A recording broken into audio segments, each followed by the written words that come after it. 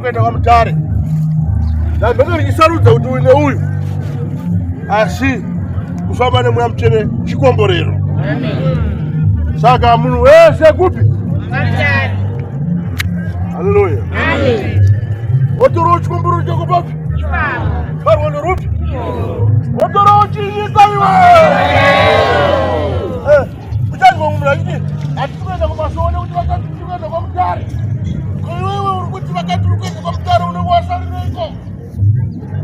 Haleluya, yose kushika kwa mbingu ndio tawana yona kabisa.